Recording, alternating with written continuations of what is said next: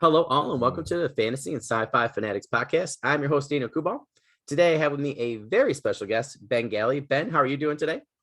I'm doing great. Thank you, Daniel. How are you? Oh, I'm excellent. I'm excellent. I was really excited to get you on. I was like trying just to, figure out who'd be really good to end the season with. So I was so excited that the calendar worked out and we could get this going for you. So I had some people that are like, yeah, I know, right? They're like, oh man, that's gonna be a great last episode for season one. So we're trying to end this strong, people. We're trying to end this strong. But thank you so much for coming. I really appreciate it. So Well, me too. Yeah, it's great to be here. I'm looking forward to chatting all things books, fantasy, and geeking out. Yeah. I've watched some of yours too. I gotta say, I was really enjoying the people you were talking to, and I had watched a couple ones that you were on, and people had asked you some good questions and stuff. So so I was really excited to formulate them here. That first one though is always my favorite. It's a fan favorite. What has your writing journey been like up until this point? Ooh, I would say kind of long at this point. That's good. That's good. It feels strange. It feels like much longer, even though it's compared to some writing careers out there, it's a blip. Talk about your 40, 50-year writing careers. I'm only up to like 11 or 12 years, but still. So it feels like I've been doing this for a long time, which I'm very pleased about. Not an arduous thing whatsoever. But yeah, it's been quite varied as well. I've done lots of different things and lots of forms of writing, as well as obviously my books. And yeah, had the pleasure of meeting some fantastic people along the way, both readers and authors. So yeah, long, but an absolute pleasure. This is my dream job. It always has been since I was a kid. So, no complaints from me whatsoever. And other than that, it's been a big learning curve, kind of a mental journey, physical journey. Sometimes it feels like as well. So I got almost a permanent hunch now from just like bending over a laptop for 10 years. But yeah, in terms of the writing journey in a sort of chronological order, not giving you every detail and boring everyone out there, but yeah, first started out, I suppose you could say, when I was a kid, sort of age 10 to 12, 13, I was writing books, and I actually wrote my first book when I was about 12 or 11 or 12. Oh, wow. And that was a terrible book that was a complete rip-off of Brian Jackson's Redwall. Oh, that's awesome. Just man. India. That's very strange, very odd, but it was definitely the start of both an obsession, but also a path to, why we're chatting now. And so that was kind of the first foray into writing. And I was just absorbing books, like just vacuuming them up as quickly as possible when I was a kid. And that's always been something I love doing.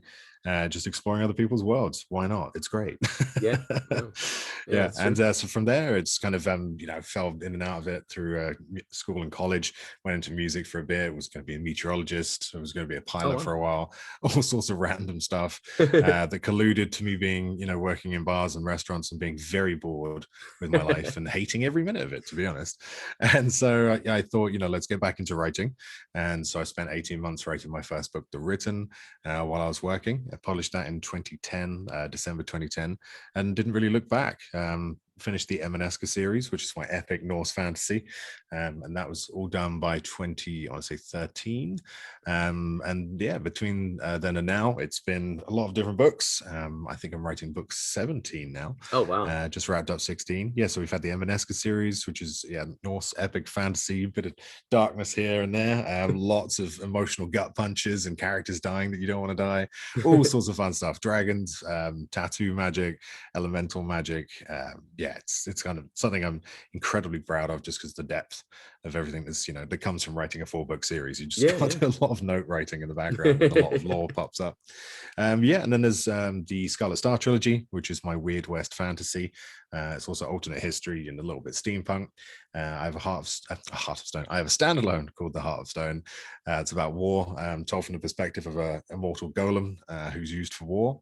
Then I've got Chasing Graves trilogy, my Egyptian fantasy. I'm thinking it's so wide and varied, which is good. I think it's good.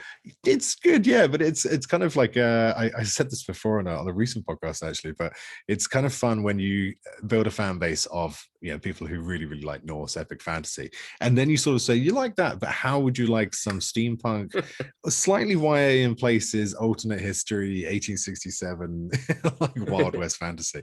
It's kind of a bit of a swerve. But other than that, yeah, I like just exploring different worlds. And it's mostly, I would say, 75% of the time, the world that leads me, from book to book. But yeah, so Egyptian fantasy, lots of darkness. It's my grimdark trilogy. And then, yeah, went back to Emaneska with the Scarson Chronicles, which is what I'm working on now alongside a brand new series. I'm never staying still for long. And that's basically me. Yeah. That brings it up to now. It's funny that you say that you kind of have some things here and there, and like Clayton Snyder is one of those where like I've read his Colt West book, which I'm like, Clayton, write another one. I always tease him that when I hit the lotto, I'm just going to, like old school Renaissance, just pay him to write me a lot of Cold West books. I think that should come back, by the way. I know, right? It's like sponsor, Patreon, but real. Yeah, but like real. That's it. Yeah, having patrons back in the day. I mean, I love that idea. Right? The very Renaissance idea of just being like, here you go, just create art and don't die over it or something. Yeah, no, totally. Well, like I read his River of Thieves, and I because this is how my friend has talked about your books. So I got quite a few ready on my new Kindle. Yeah, like he was like, well, like you like Clayton, he's like, he's got all these different things. He's like, you just kind of follow the writer at a certain point, the author. And he says, like that's the same how he feels about you. So that really, I was like, well, I already have some of Ben's on my Kindle anyway. So I was like, I'm just trying to get to my Kindle books. I have all these books over here. I'm trying to get through paperbacks for a couple of friends, but I was like, no, I said that totally makes sense. So he was like, acting like I was never going to read one of your books. I was like, I literally have it on my Kindle list, like ready to go.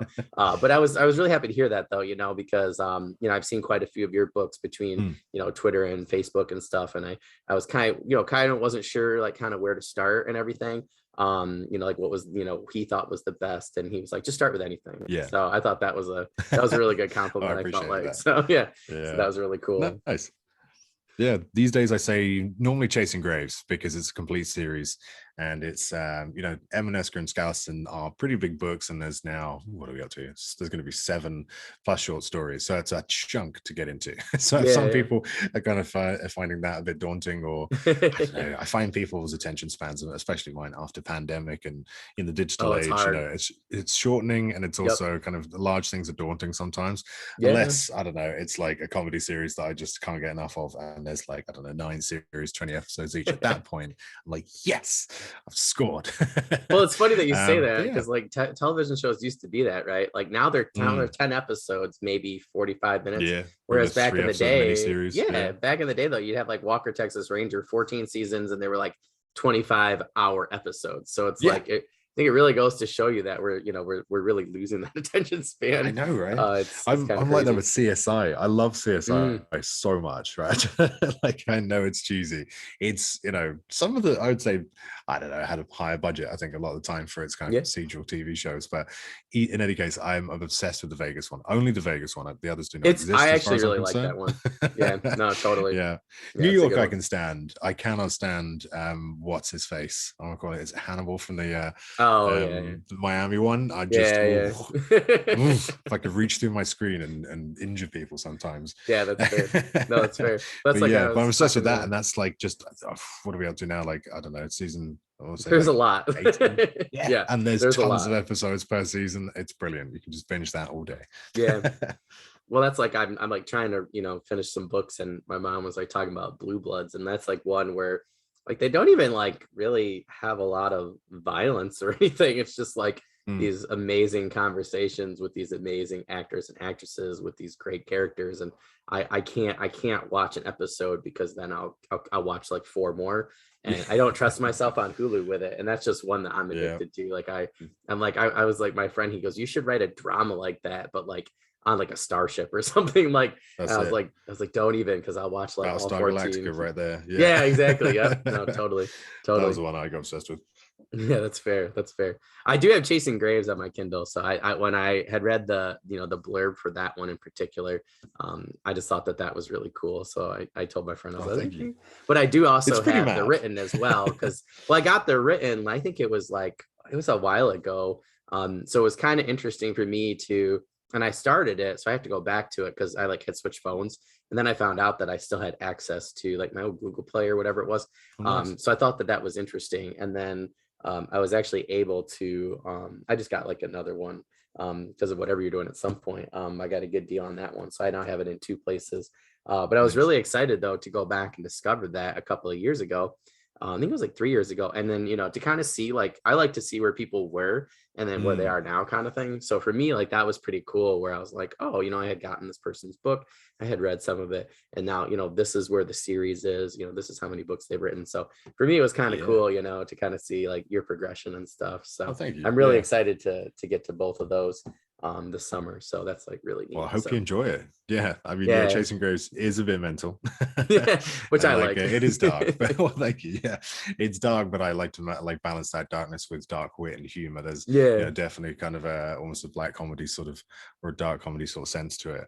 While people are being slaughtered en masse and kept and enslaved, but yeah, it's a funny it's a light-hearted comedy. It's lighthearted, yeah, lighthearted in dark circumstances. Yeah, no, that's fair. That's fair. That's awesome.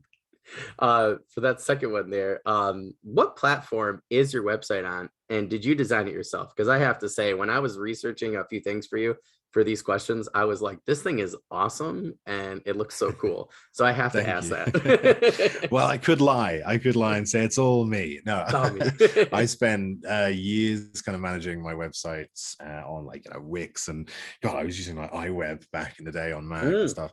And it's I used to love that program. It's so simple. And so I kind of the website kept growing bigger and bigger, and the tech changes all the time, and it took up a lot of time after a while. So it really does. Yeah, I was chatting to Christian Cameron at Dublin FantasyCon or Worldcon, and he was just like, "Yep, I've switched to this this provider called Mod Farm." So yeah, it's a gentleman called Rob who runs Mod Farm, and he's fantastic at what he does. Yeah, it looks he great. only deals with authors and of any genre, cool. And so he knows exactly what he's doing and what an author needs, and his team are fantastic.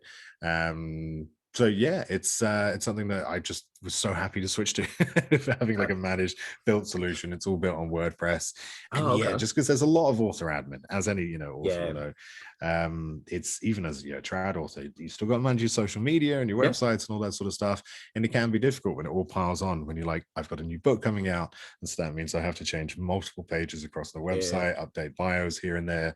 It can become very quickly like an avalanche of admin, as I like to call it. No, seriously. And so in that case, that removes a huge amount of like stress. Gives me a lot more time in my schedule, and it's fantastic. Haven't looked back since. Just really good in terms of maintenance as well and hosting. So all of that tech is sorted. Big tick in that box. And couldn't recommend them more, to be honest. Mod Farm. I should be on commission. I'll set that up after this. That's fair. No, I mean I went yours, and it's Cobbled Presses. Like I would recommend just anybody checking theirs out too. Like your two, I would say, are two of the better ones that I've seen. And I look up everybody's like, I'm like, love a website though. You know what I mean? Good website. Yeah. Oh man, yeah. And I was like, I said to my tech guy, I was like, see, this is what we need to be doing over here. And he was like, I know, I let you run your Wix one. He's like, that's the mistake. So I'm like, that's fair. That's fair. I said, it's not a reflection. Not a reflection. It's easy though, isn't it? Yeah. No, it really is Wix though. Is but, well, we're always looking for solution. Yeah, we're always looking for, for something new once stuff, gets going after a while. And I just think I'm going to put that one down for sure, because it definitely looks really, really good. But I would recommend to our audience to, checking out your website, not only for your, the amazing website, but your books as well. But I felt like though, like when I went onto it, it was so easy, and I just felt like, I don't know, I felt like it like really, from what I've seen of your books on social media and yourself, I just felt like it really captured, you know what I mean? Like, just like your, I don't know, your tone or attitude. I don't know. I felt like it. Yeah, I really, I think that's a great way to put it. I felt like it really, fit your brand. And that was the first time. That's great to hear. I usually find you on Amazon or, Twitter, one of those, so I hadn't been to your website before, or like on Facebook or something. So I was like, oh, this is really cool. So I was very pleasantly surprised. So I appreciate that, Daniel. Yeah, thank you. I mean, that's literally what I try and do. I mean, I came from marketing while I was going full time. I went full time as an author in 2015. Okay. And so, I've always had, when I said like long and varied in terms of career as well, I've always done stuff on the side of well, yeah, always did stuff on the side before going full time. One of those is self-publishing consultancy, Mm, and that was and I still do it, and it's a great it's a great job, to be honest, because it's yeah, just helping other authors do yeah. what I've done and other people are doing, and it's fantastic.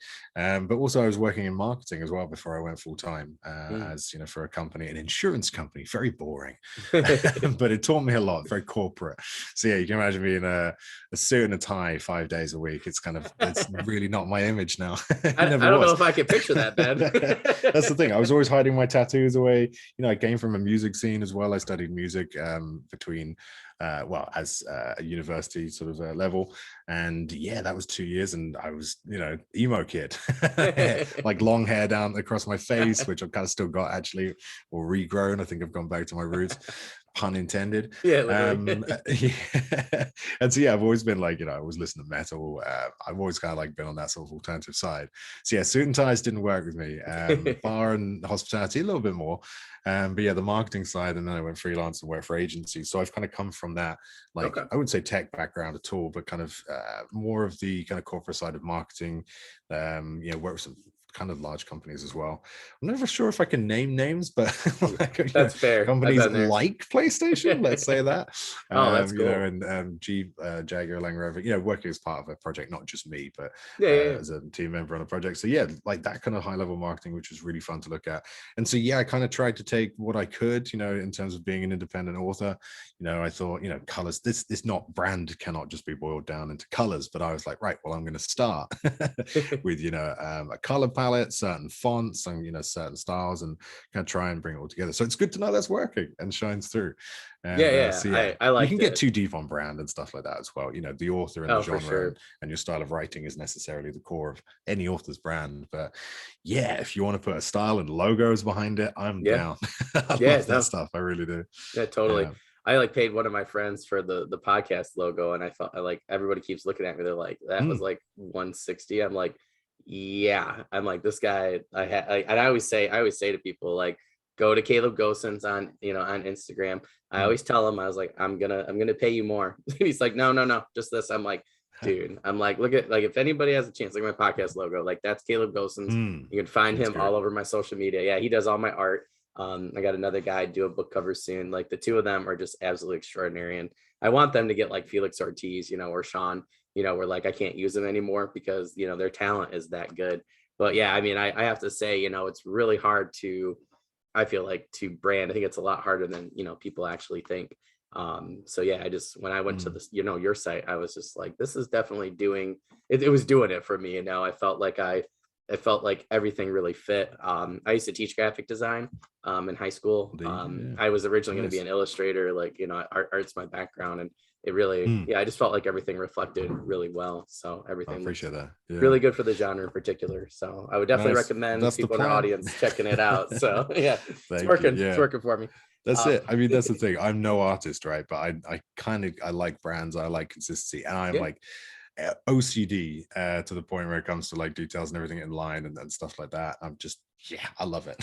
yeah, yeah. But that consistency works, even if it's on a subconscious level, or if it's No, a, it is a true. contributing factor. Yeah, That sort of thing. Whenever you land on one of my platforms, the idea is you're like, oh yeah, I'm definitely in the right place. Like, yeah. it's not like, is it this Bengali or is it that guy? Is it this username? So that kind of thing is, even when you read my books as well, the interiors of my books are all kind of hopefully consistent. Spent Yeah, ages going back and forth, being like, I changed this bio that was in 2014 for that bio. So yeah, it's kind of fun. But again, I introduce more author admin into my life than I would like because of it. yeah. And sometimes, some people are very successful without going to those depths, but it's something that I focus on and I enjoy doing. Yeah, no, it's fair. I feel like your covers too, do a really good job branding. Like, and like Fletcher had just said it again the other day. So it was not this last podcast that they just came out with this past Sunday that aired today. It was the one last week. But he was talking about covers because it was like Mm. like recent covered episode of season 3. But he was mentioning, like one of your covers. Oh, nice. Oh, I thought it was your last one that had just came out. But anyways, and he was Yeah. like, yeah, like you can tell like a cover that's Ben's is Ben's, and it's, and That's it looks anything really from good, but it's Emaneska, also, yeah. yeah, and I just think, he's got a good point because, when I had discovered a couple of your later books, I was like, oh yeah, this is the same author as the written. So that's when I had connected, your name, and I went back and actually found, where I had downloaded that book originally.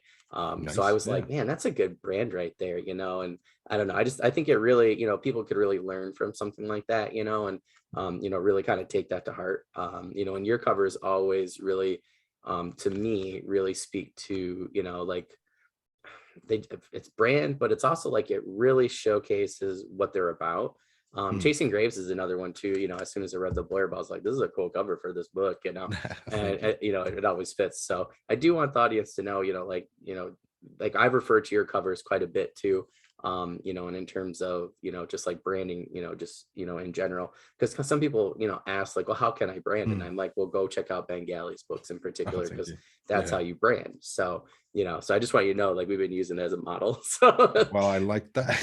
yeah. I'm not going to complain. I Thank mean, I you. said a Yeah. guy the other day, I was like, do Yeah. it the Bengali way. And he was like, so I I told him like I would tell that. you. Trademark, copyright. Yeah. Yeah, exactly. Yeah. It's copyrighted. Yeah. Yep. Ben did It's it all down here. to my it's all down to my the original artist who I work with, who's an artist called Mikhail Westman, who unfortunately just didn't really do cover art after I worked with him on those Oh, first 3 or wow. 4 covers, but on for 3 and 4, Dead Stars Part 1 and Part 2, he was already sort of out of the game, and it was like, Oh, I'll do wow. these last ones, but Yeah. then so I had to, when I went back to Skeleton also for the short stories, I'm like, I'm gonna have to do this myself, and Yeah. I'm an awful artist. Like I could I could spend like a whole day on an iPad and just produce rubbish, just utter crap. So I mean, yeah, it's kind of like it was kind of really difficult for me, but yeah, Yeah. Forever King, and going back to that, it had to have the same, even though it's set 20 years apart, and the idea is that Forever King,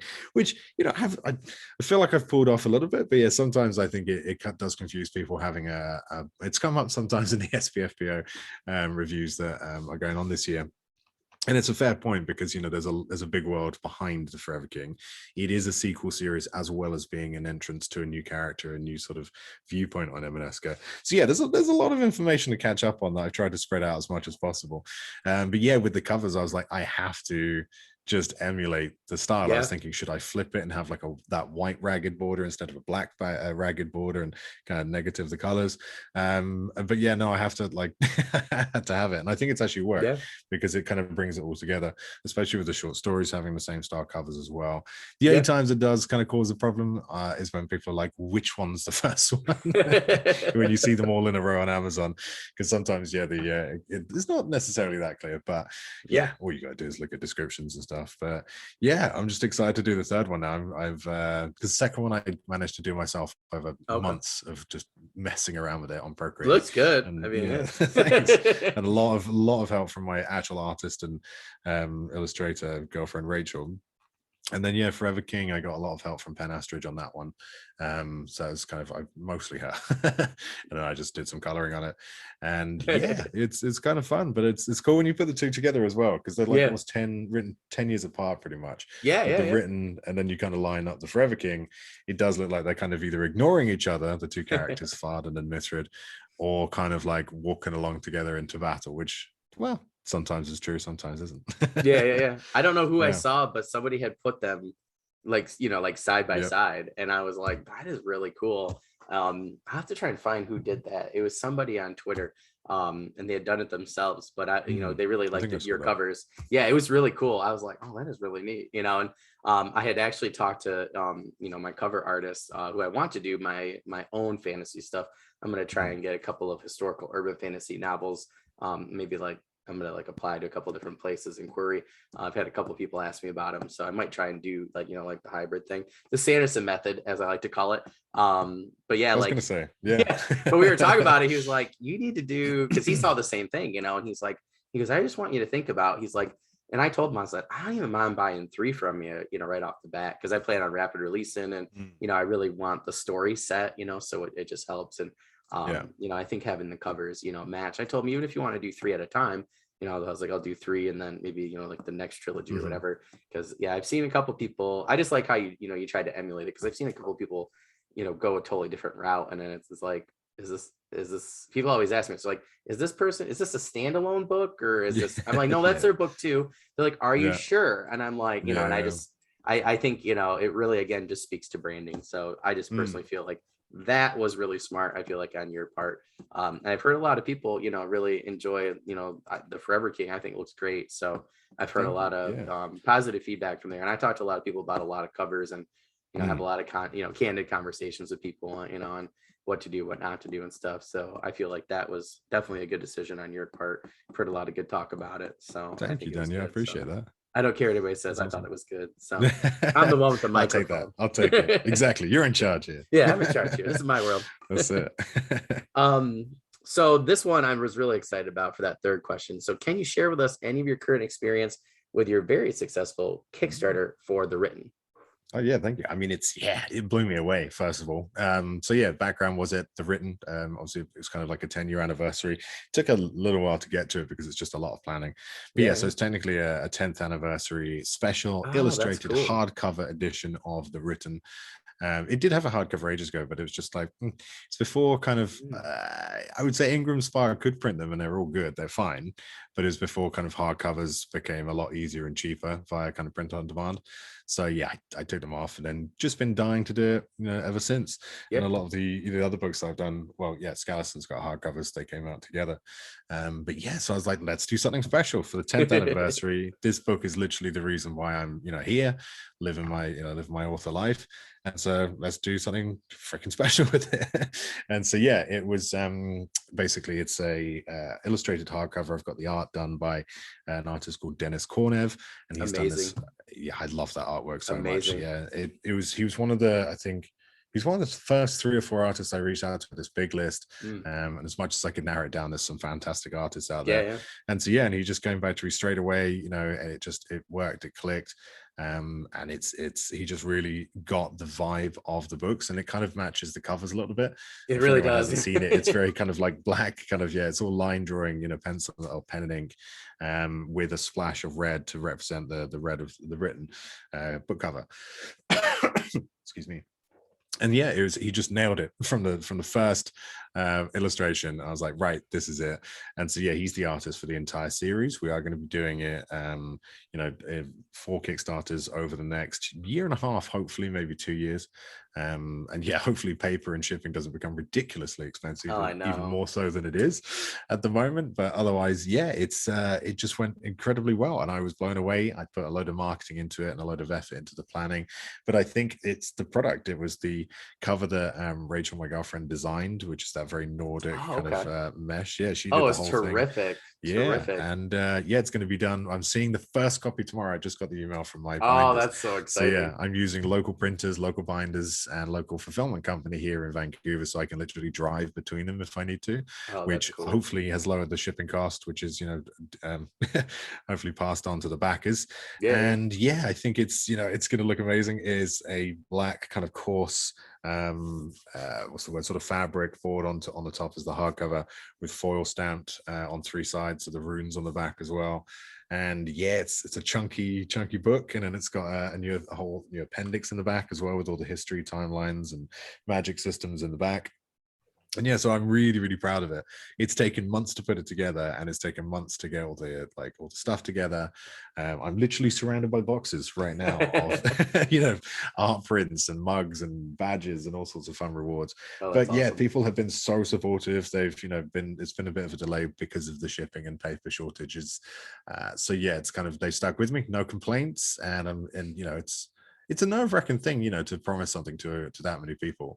And Oh, the yeah. project raised 32,000 Canadian, just over, which was about 25,000 US. Oh, wow. So yeah, I've utterly blown away, and that is all down to the cover, I think, and also the existing Emaneska fans and existing readers, people who maybe haven't got Emaneska or got around to Emaneska yet, but like Chasing Graves or Hearthstone or Scarlet Star. So yeah, the support absolutely floored me. We were 100% funded within 8 hours. Yeah, it was And I was crazy. raising, yeah, honestly, I woke up to it. I think I launched it roughly halfway through the afternoon. I was like, right, let's go. Dun, dun, dun, and then woke up pretty much the next morning about 6 a.m. really excited, and it was already funded. We were already up to about 10K at that point, because I was raising, I want to say 8. I've forgotten now what the original goal was, because it just got completely blasted. And so yeah, it's we hit the stretch goals, like extra short stories. So I'm actually just putting the finishing touches to a new short story, which is actually turned into a novella, because I can't write anything short. I know that feeling. Yeah, epic fantasy and short stories, they're difficult. So yeah, and it's, yeah, the rewards have turned out great, and it is, yeah, it's a lot of work, a lot of planning, but this kind of first one has just then set the stage for the next 3. So Pale Kings will hopefully be launching, I want to say this summer, and that's all going to be everything the same but blue, and then it's going to be green and gold for the other 2. Yeah, cool. Same cover but different runes, and obviously different, you know, text and stuff like that. And the runes technically can be translated as well. There's like little bits in the runes. Cool. So yeah, there's a lot of work still to do. We've got to do, I'm doing all the sprayed edges myself, because I want to have a go at it. So yeah, 350 copies of sprayed edges is going to be fun. I'm just going to turn my apartment into a workshop for probably a week. Yeah. And yeah, but again, it's just going to be easier. Like, we've done all the setup with the printers, we've done all, you know, the costings and all of that stuff. Huge amounts of admin and marketing, but yeah, it's done. And the next 3 should be, touch wood, a breeze. Or more of a breeze, maybe less of like a Force 5 and more sort of like, yeah, the Force 1, yeah, in terms of admin. That's fair. Yeah. But yeah, blown away. Honestly, the support for the product itself, or the world and the characters is just, yeah, blew my tiny little mind.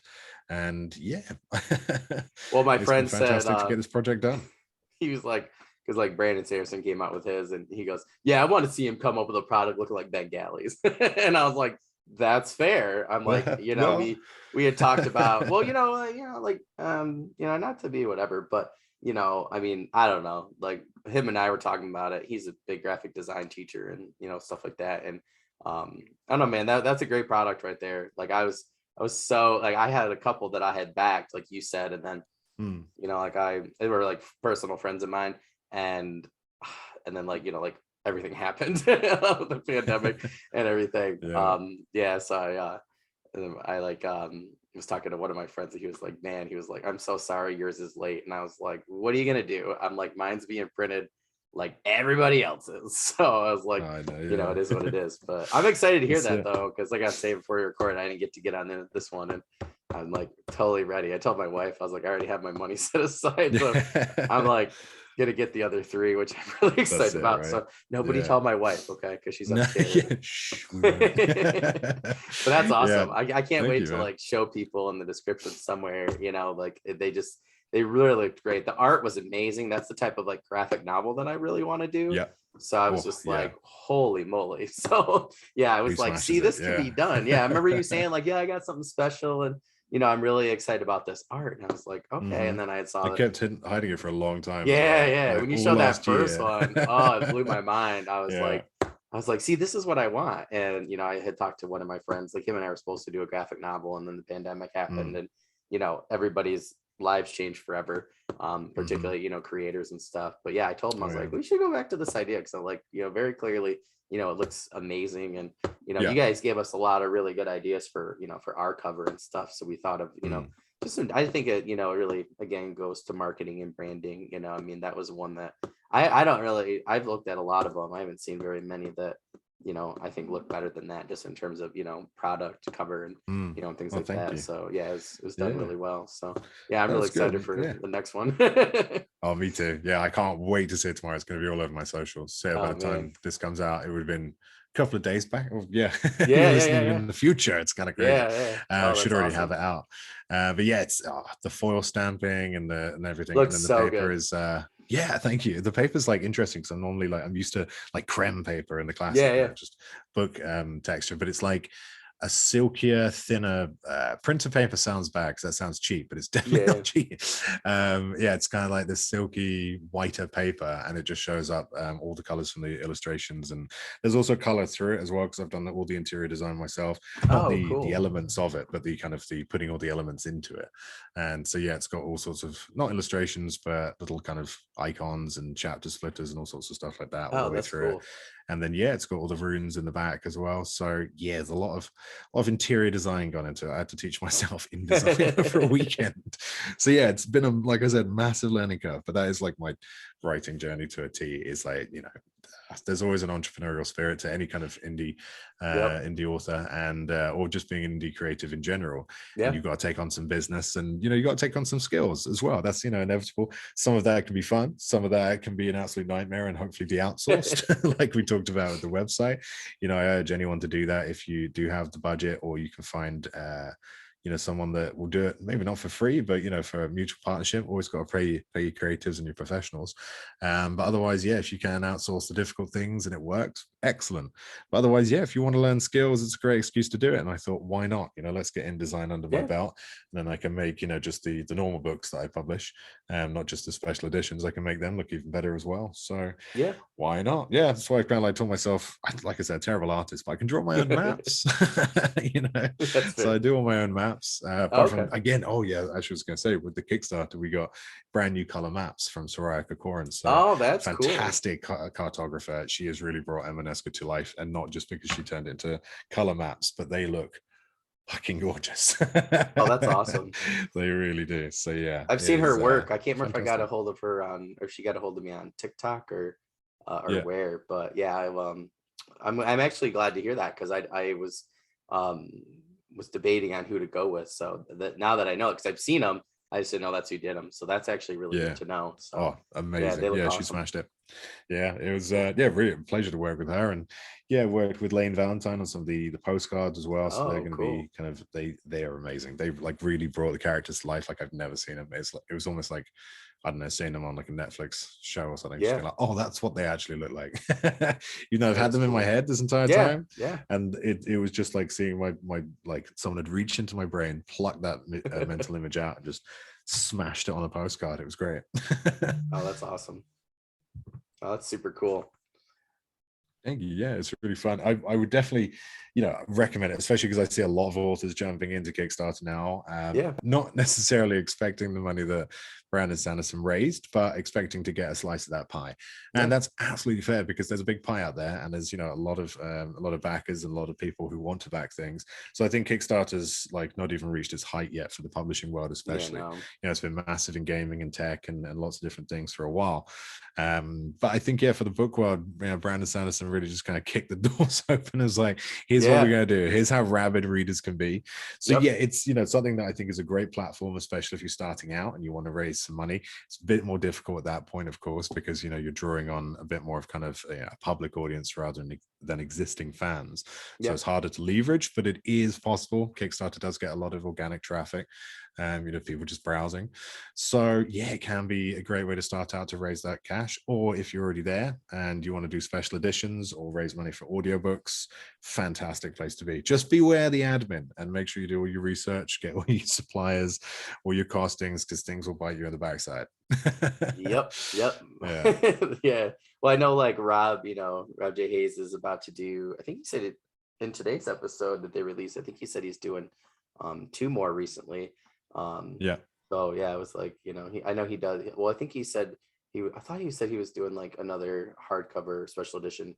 I can't Mm. remember if it was Pawn's Gambit or Spirits of Vengeance, or if it was both that he was talking about. But yeah, they were just talking about that. I think I've heard Dirk talk about that a little bit when I had him on here, and he had mentioned a little bit, and definitely talked about getting your ducks in a row, because I've definitely seen a couple of people, like one of my friends on Kickstarters, he was talking about that, like he's like, yeah, there are little things that are going to come and bite you. So Yeah. I definitely but you said like you had spent time doing your research and planning, and I think a lot of people who aren't Mm. successful don't do enough of that, or talk to people that have been Yeah. in those types of situations. So I think it's just like writing, right? Like books or whatever. Mhm. I think you just need to actually do your research and actually 100%. Yeah. figure it out. Like Thiago said that he for A Touch of Light, like he like literally researched and read books about writing and craft for like a year and did research.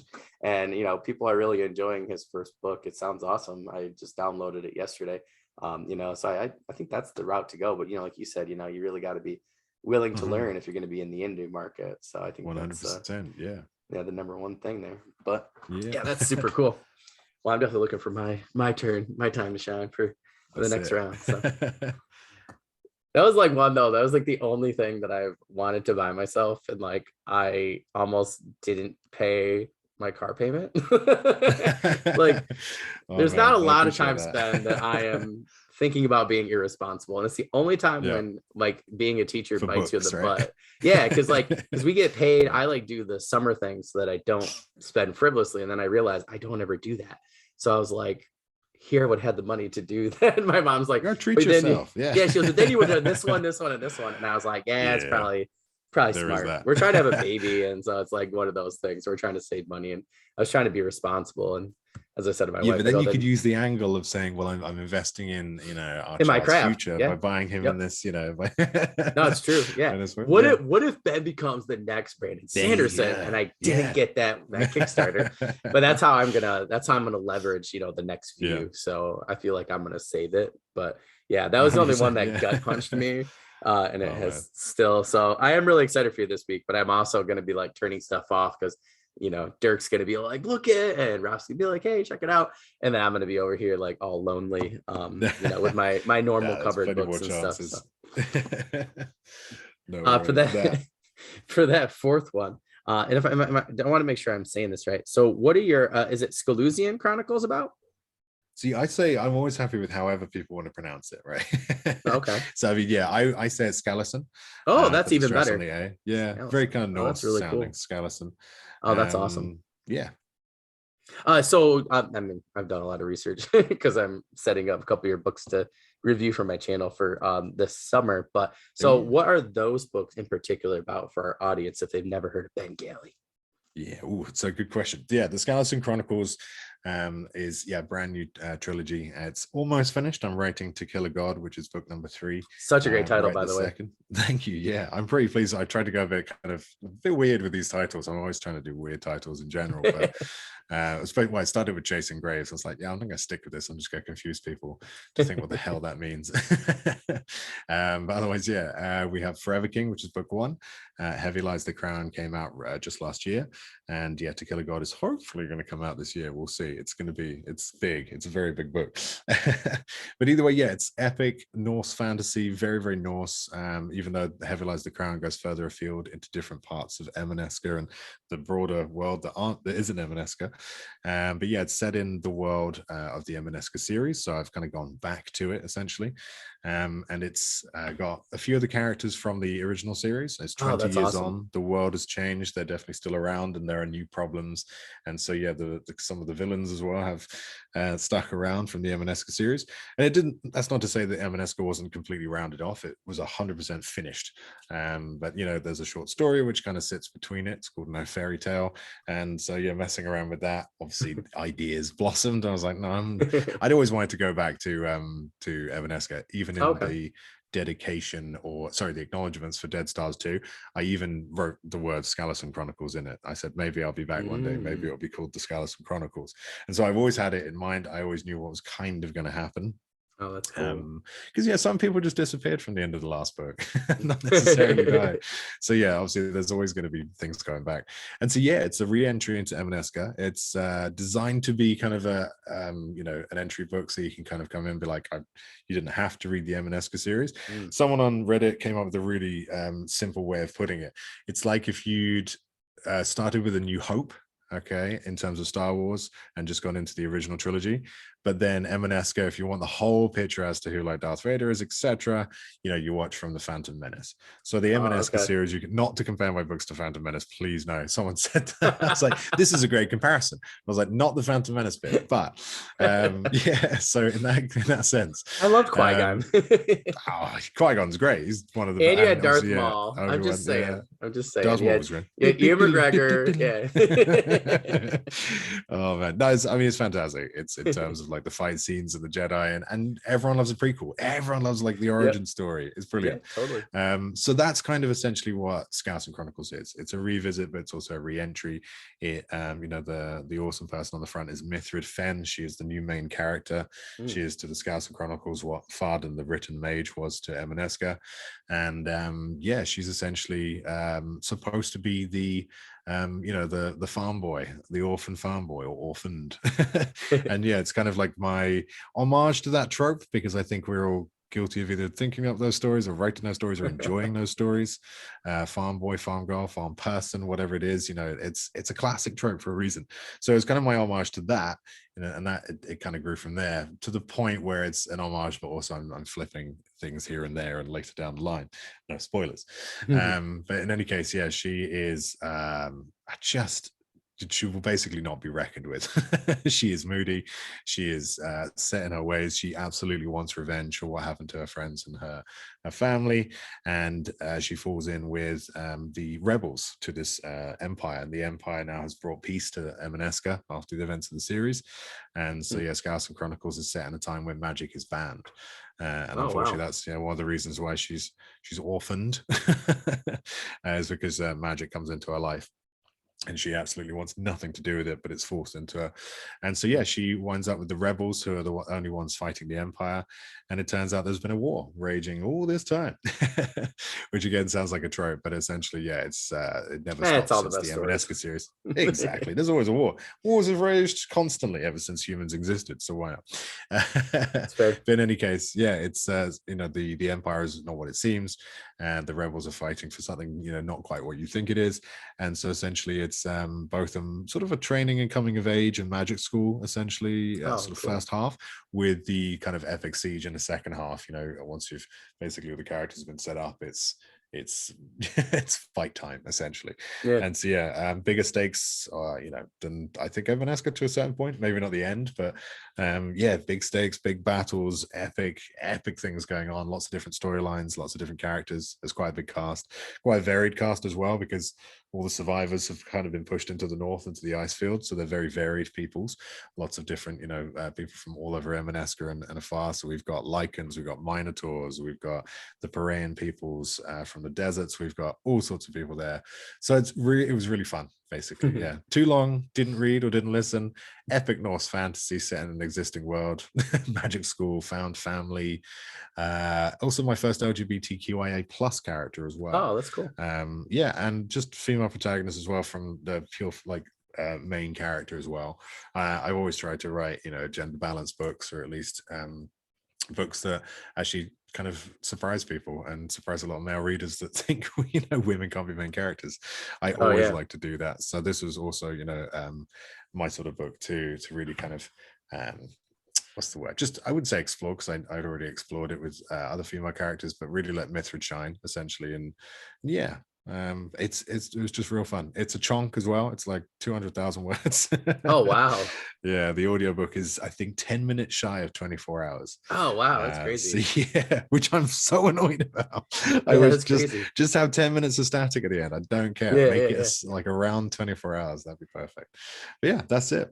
So yeah, that's kind of how all about the Scouts and Chronicles, a bit about Emaneska as well, I suppose. And yeah, it's kind of just a concept that drew from the original book series, and it's a continuation of the story, but it's a whole new cast, but a new cast that is slightly younger as well. I would say kind of not young adult, but characters that you start off with are 17 to 20 sort of age range. So yeah, that's cool. I like there's I feel like there's like several people have talked to me about that recently, about like having this previous series or trilogy, and then doing that, like going back 10, 15, 20 years, 30 years, with some of these previous characters, now being instead of being the the young people that are going off in Wheel of Time, now they're the Lands and the Moraines, or Gandalfs, if you will. And I just think it's cool, because it really adds a lot to the genre, because you're taking these classic things, but you're really changing them. And that's one thing I really did like about The Force Awakens. I liked how you saw where people were. I just felt like it added a different complexity to characters, and That's it just made me think of character development differently. Does that make sense? And Oh yeah. I like that concept personally, and I've seen some stories recently, that have done that. A couple of comics that like the DC did the one, totally like a Dark God or something like that. It was like their, Yeah.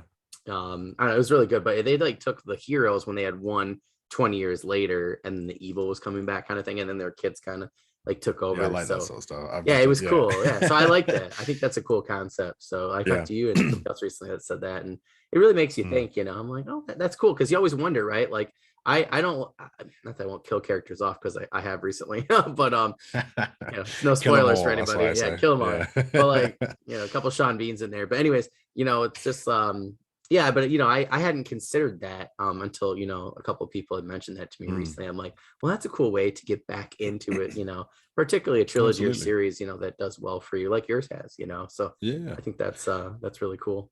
And you get Thank people you. from Yeah, both worlds coming back and forth, new people, old exactly. people, and in between. Yeah. So, Well, with it's Heavy fun. Lies the Crown as well, I because I've had plans. Let's just say I've had plans, and I've been weaving things in the background for the last 10 years that only a few readers have actually noticed. Oh, So that's Heavy Lies the cool. Crown. Yeah, I'm not going to give any spoilers away, Yeah, and there's yeah, no, still yeah, quite a yeah, few more definitely. reveals to come. But I put this on social media already. But Heavy Lies the Crown. Well, actually, I'll go back. Heart of Stone was a book I wrote in 2016 and released in 2017, if memory serves. And yeah, it's a standalone book set in a world called the Realm. And specifically a country called Heartland. And it was kind of strange. I love the book. I'm absolutely obsessed with the world that I created and the character of Task, this war golem who's 500 years old and just wins battles with his literal bare hands or stone hands. And he's just like hired by armies, or like, well, more like it's slaved by armies and bought and has a master. And so, yeah, I was absolutely obsessed with the golem's idea. And it was really fun because I wrote a short story, because in the book, it flips back and forth between his early life when he was just made and the 500 years later that Oh, that's the cool. story takes place in. And so in that time, I was kind of, set up this previous world as well. And so I wrote a short story, which was really fun, which was set. It's basically, it continues one of the flashbacks. So it touches on the flashback and then tells you the full story of what happened next. Oh, And it's that's called cool. Shards. And it was just really fun. And so then when I was writing, or when I was planning out Forever King and Heavy Lies the Crown, and Heavy Lies the Crown is a classic quest book. It's my homage to that trope. It's, a band of characters. It's actually two separate quests going on at the same time. Oh, that's cool. But yeah, it's all like every day is a different, village or town, or, they're progressing and they're traveling. Yeah, very kind of like Lord of the Rings and Hobbity, basically. Very David Eddings. Yeah. That was it. But at some point they go to a world that's called Heartlander, and they go past there, and then they meet some golems on the road, and before you know it, you're actually in the world of Heart of Stone. And they meet one of Task's brothers as well. Again, no spoilers. But yeah, so I've combined those two. Well, they not combined, they always were, and it's quite fun just to do that. And so I've been laying all these kind of threads around, and the map, if you put the Heavy Lies the Crown map up to the Heart of Stone map, you'll see it's exactly the same world, just 500 years separated. Oh, that's cool. So yeah, that was kind of fun to unite those two together. And I'm not going to say much else apart from there are other continents in the world that haven't been explored, or have they? That's all I'm going to say. So yeah, it's kind of fun to do that. And it was really fun to write Heavy Lies the Crown and have these bits where it's like you're meeting Task's maker, and anyone who hasn't read Heartstone would be like, this is a cool character, but not necessarily know why it'd be cool to see them, essentially. So all these little bits and lining all things up, it's just been really fun. It's a lot of work, but fun. Yeah, no, totally. I had to do some awesome. retconning once, but we won't talk about that. Oh, that's cool. I thought about doing that in my own fantasy series. Like I kind of want, like, I have this one where like there's this cursed sword and these thieves have to like go get it, right? Well, the guy that brings in the cursed sword is this scholar who's kind of like a fantasy style Indiana Jones, but with a little bit of magic.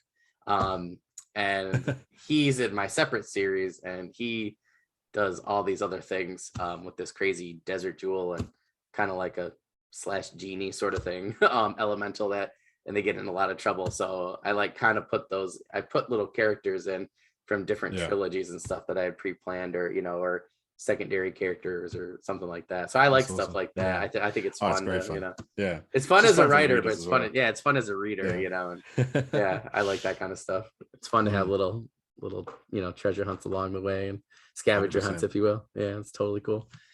So when it comes to world building, what is your philosophy and how do you go about it?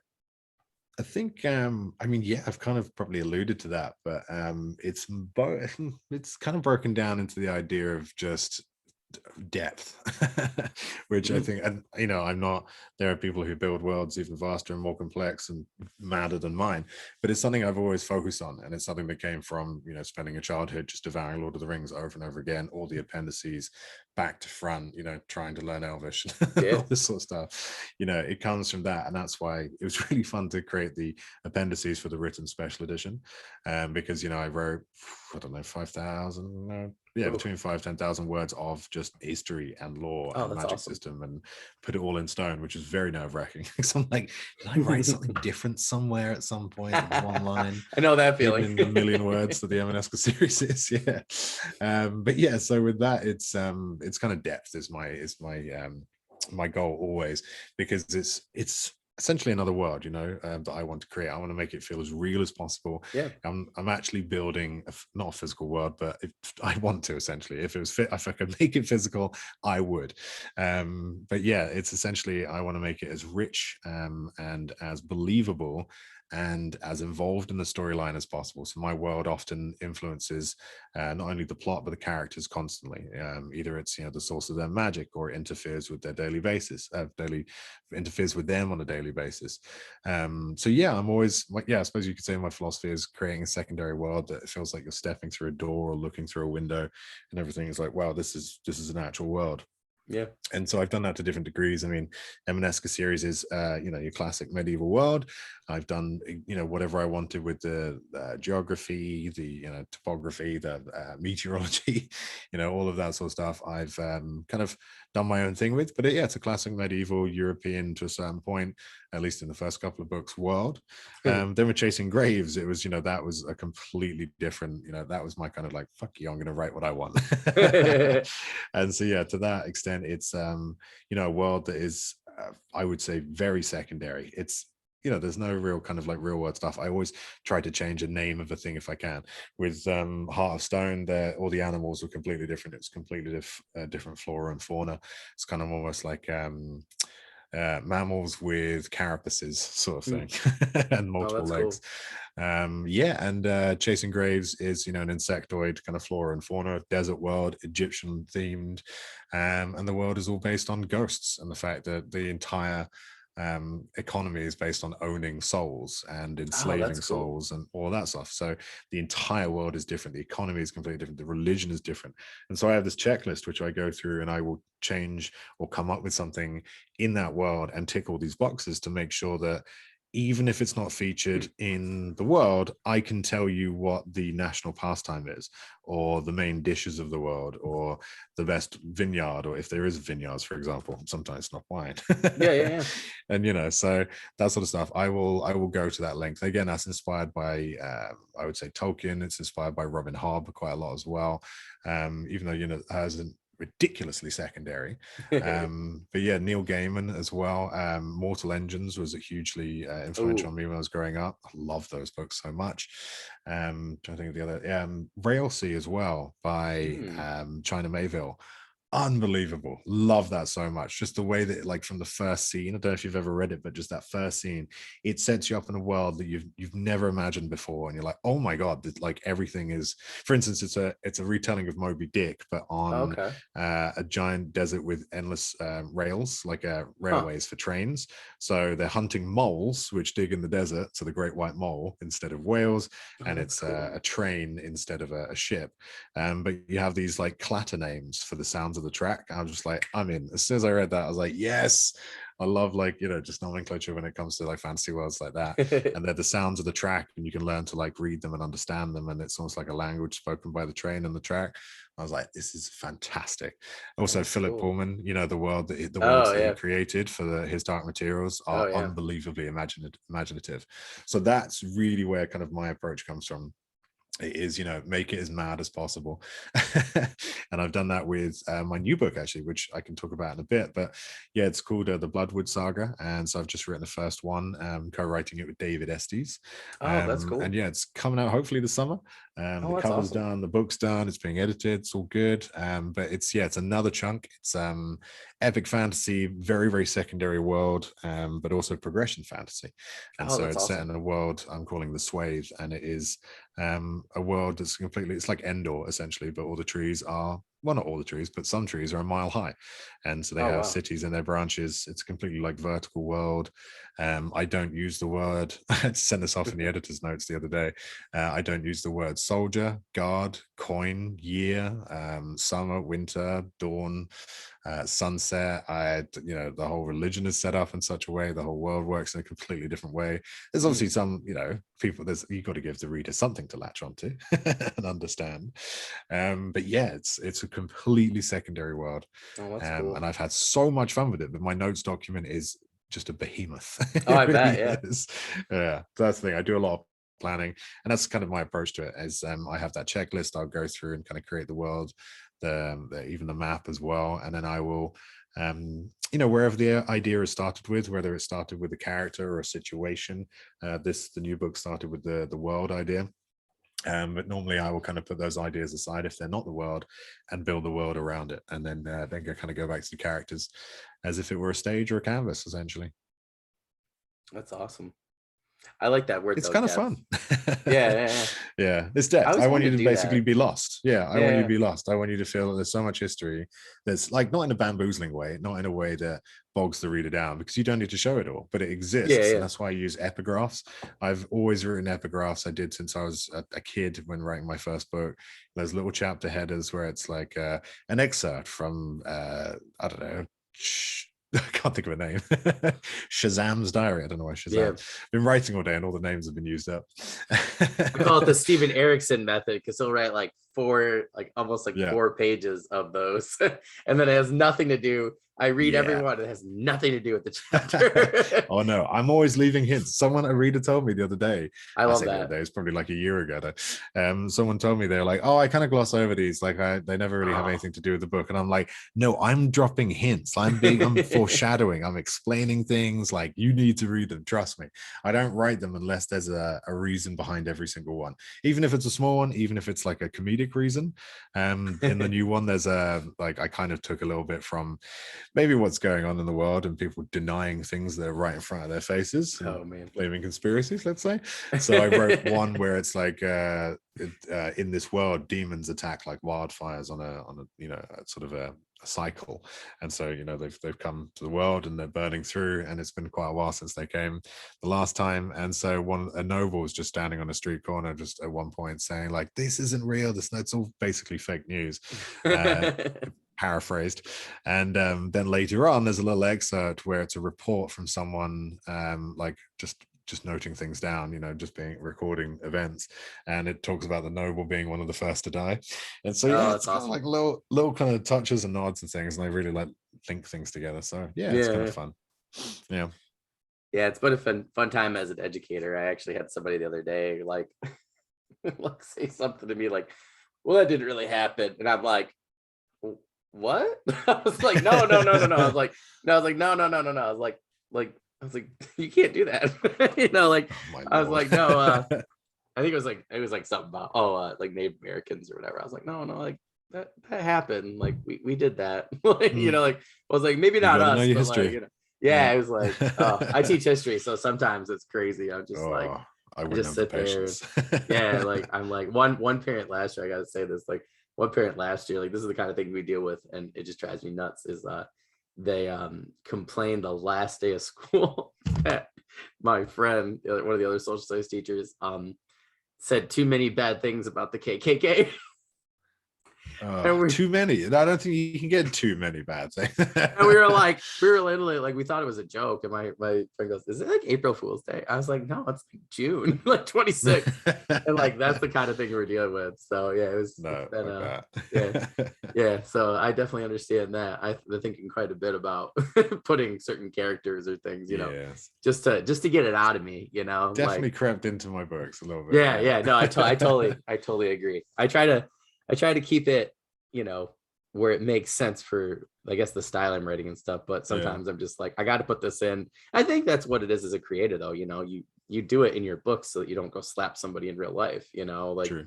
or whatever, like, I just think that, that's a way. It's a good outlet. So yeah, I've definitely been doing that as well, Ben. So I totally understand that one. And if anyone wants to come and complain that I'm writing woke books, let them. Honestly, I'm happy that I am. I'd rather be writing woke books than be just repeating the same shuttered, closed-minded bullshit that some people want to perpetuate. And rant over. There you go. No, yeah. Well, like, as I'm a history teacher, so like I always say, just go read a history book if you want that, Yeah, exactly. Yeah. Yeah.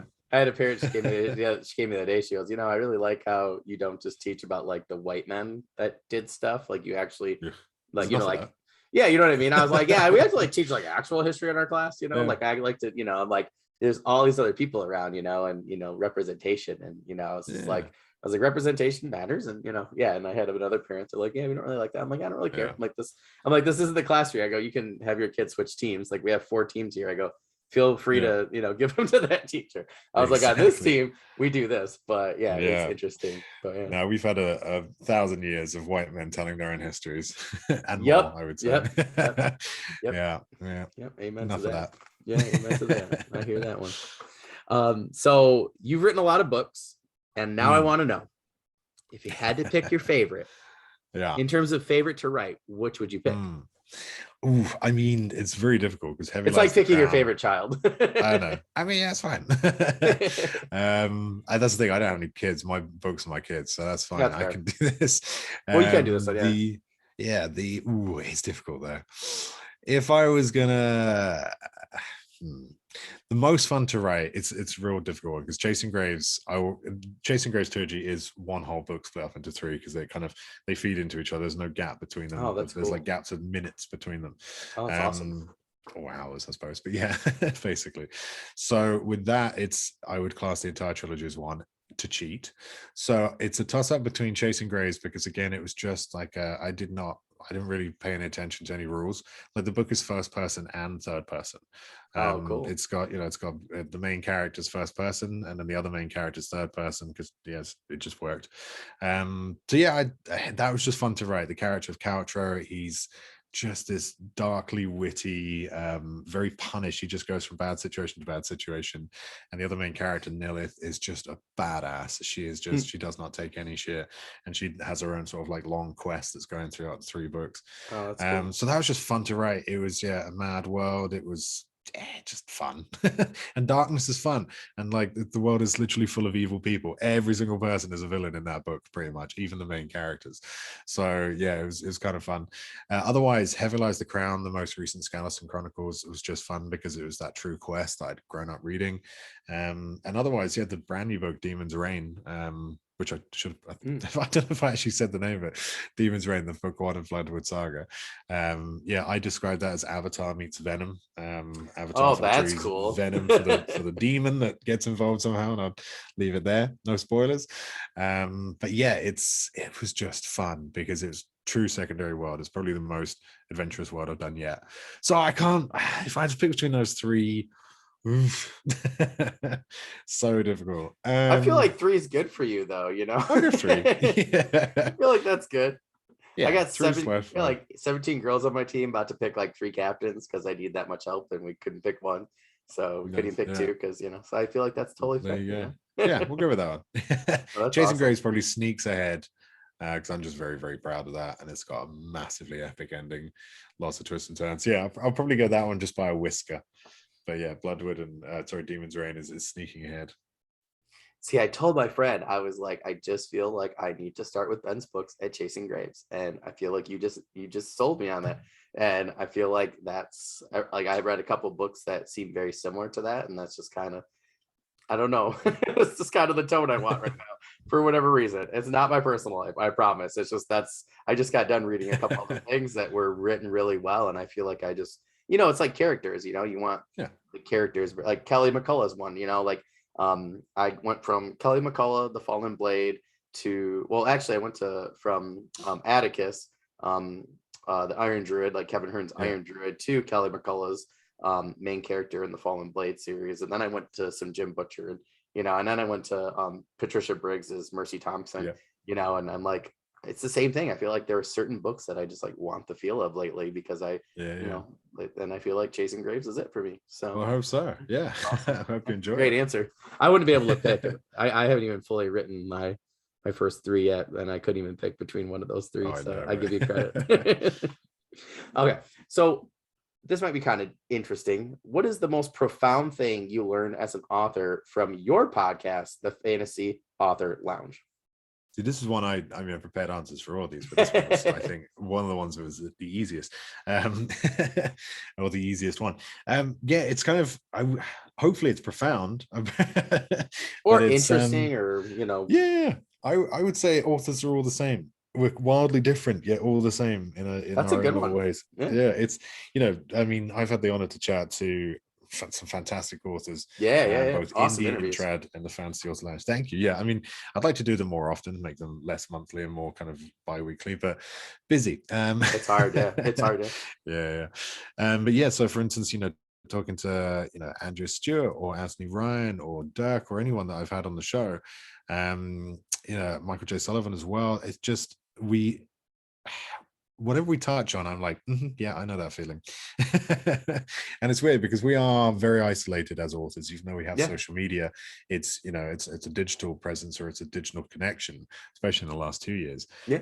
So we are writing in these little kind of silos of our own thoughts quite a lot of the time, and this is why it's fantastic to have communities like we have on Twitter and Book Talk and Bookstagram and Author Talk and all sorts of stuff like that, where you can share the common like memes essentially of being an author. Not just talking about obviously photo memes, but totally. That shared feeling, shared topics, the zeitgeist of being an author in this modern kind of author, or the modern book market. And I think it's fantastic to hear, it's in a way not to hear of people struggling, but it's really fantastic in a way of kind of assuaging your own doubts and your own inner thoughts and whatever's like that. There's always it's always a struggle writing a book in some ways, big or small. Wherever it is, there's going to be a difficulty to it. It's not an easy thing to do, no matter your practice. And authors who have cranked out 40-50 books that I've spoken to are still thinking, I'm just having trouble with this book or that book, or I don't understand this character. And it's fantastically warming and reassuring. I would say that we are very, very different people, but we're all of the same nature, and we're all going through a very similar process, and similar problems crop up all the time. And I think we forget that a lot. There's a lot of yourself that you pour into your book, so finding out that some other author out there is doing the exact same thing you're doing on that day can actually help the words flow, or help you relax, or make problems seem lesser, or help you just write a book. So I would say that's probably hopefully the most profound thing that I've come across, that comes up in every single author lounge with every author, and even just on conversations on Twitter outside the lounge. Just that, which is really, really helped in the last couple of years when we've been more isolated than ever. More hermitous is a word that I like to use. It's not a real word, but I'm an author and I can make up words, so now it is. It's a secondary. I make up a word, a book. The secondary word. That's it. No, I've got this weird thing as a random tangent of I always make up a word, not just like a character or a fantasy world name, or a name for something. I always come up with like an adjective, usually an adjective. Oh, that's cool. Sometimes a verb. Each book, and it's just smuggle it in there, which my editors are always like, this isn't a word. I'm like, it is now. I'm the stop me. Just try and stop me. It's like that. What is it like? Gandalf. You have no power here. Exactly. Awesome. I mean, I'm not comparing myself to Shakespeare at all, but he did it. He did it all the time. We still use his words all the time. So why can't I do it? Well, there's precedent, right? Like I feel like that's totally fair. Yeah, that's awesome. For our audience, so if you don't know what I'm talking about and you have not checked out Ben Galley's the Fantasy Author Lounge, he had some great interviews. Andrew Stewart was one of my favorites, I have to say. Like that was just a really great She's one. fascinating. Yeah, she like I had to listen to that. I was listening on the way to work, and I had to listen again on the way home from work because I was like, man, that's like some really good stuff was in there. I really enjoy. I haven't read her books yet. I have the first one sitting here ready to go for this summer, but I always like to hear authors such as yourself talk about your books first. I feel like, it just, you know what I mean? It just adds a little bit something extra, to, when you're reading, I guess. I don't know. I just connect with it more. So I was really anxious when, I had seen that you had done that interview, and yeah, I listened to it twice. And I actually took quite a few things with my own writing for that week. So I have to say it was very helpful. But for our audience, fantastic. definitely go check them out because they were really great questions. Anthony Ryan one was really good. Yeah, they were all really good. So yeah. Anytime you Rob's do got them, some good yeah. I was gonna say, sorry to interrupt, but I was No, gonna say, go ahead. Rob J. Hayes has got some really good insights as well.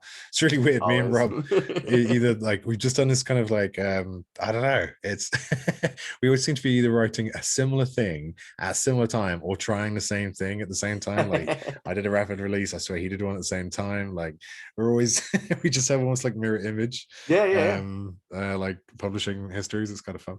But yeah, he's got some really good insights, and he's a fantastic author. He's got a great work ethic. One of the top indies around, and it's really good one to listen to for writing advice.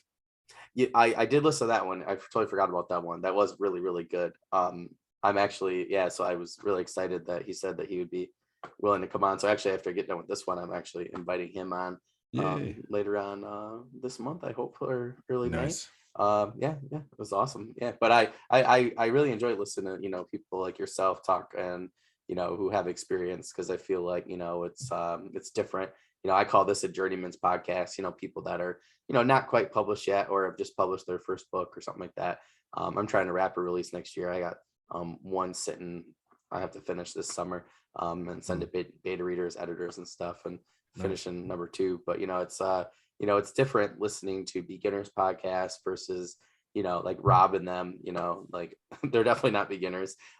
So it's always nice to hear them, and then kind of go to yours. I go back to them quite often. I listen to Lindsay Baroker's, Joe Lalo's quite a bit as well. So it's just nice to hear, like you said, like everybody's got the same problem. Like I think Lindsay's like, she's got to be on like over 100 books by now. And she's having the same issues. So, right? Yeah, and like same issues, and I'm like, it terrifying. And I just said that, like, it really. Well, Stephen King came out 2 weeks ago, or no, oh my gosh, 2 weeks ago. It must have been 2 months ago. Like I had I was talking to Mallory Kuhn on Twitter or something like that, right after our interview, our first interview, and she had said, she goes, hey, did you check out this quote by Stephen King? And her and I had like, we have very similar like writing styles and just different things, and both like Stephen King fans, and she was like, yeah, check this out. So she sent me this meme, and he had like said, like the same thing, like he goes, I'm on book something like whatever, like 75, let's say. He's like, and still it always feels like I come back and it's brand new and I'm doing the whole thing all over again. And that just made us feel so much better, because if literally the King says that, then it must be true. So I totally understand. I never know if I can write until I sit down and start doing it. It's one of those skills. So true. I don't know if I've stolen that from a Neil Gaiman quote. I don't think I have. I might have done. Might be just jumping off of my brain. But either way, it's one of those things where I'm like, I don't know if I can write. I have ideas, and I just sat down. I'm like, oh, thank God I can still do it. Yeah. No, yeah. That's fair. That's fair. No, I totally understand that. So any news, updates, promos, or current projects that you would like to share with us? Yeah, I would say the most important thing going on right now is the Kickstarters. Obviously, if you missed out the first for the written Pale Kings, the second book in the Emanuska series, and the second Kickstarter will be coming this summer. Also coming this summer is Demon's Reign, brand new book, brand new series, co-written with David Estes. Otherwise, I've just set up a Discord, which I'll be launching publicly this week, actually on Wednesday, promos, I'm not running any for the moment. Things like news. What else is going on? I'm writing. Oh yeah, I do have a Patreon as well. So as well as a Discord, I've had a Patreon Cool. for the last year or two. God, I don't know how long now. And yeah, I'm planning on, if I hopefully have the time. I've been trying to do it since the start of the year, but I'm writing like a Patreon only book there, so a chapter by week. Oh, that's And cool. yeah, so that's kind of thing, like an episodic serialized fantasy book. Essentially, it's going to be called Somebody's Got to Be the Dark Lord. It's another fuck you book, which I'm really excited about. Oh, that's cool. So yeah, so otherwise I would say, yeah, recommend my Discord for some chats, Patreon for some loads of swag and behind the scenes.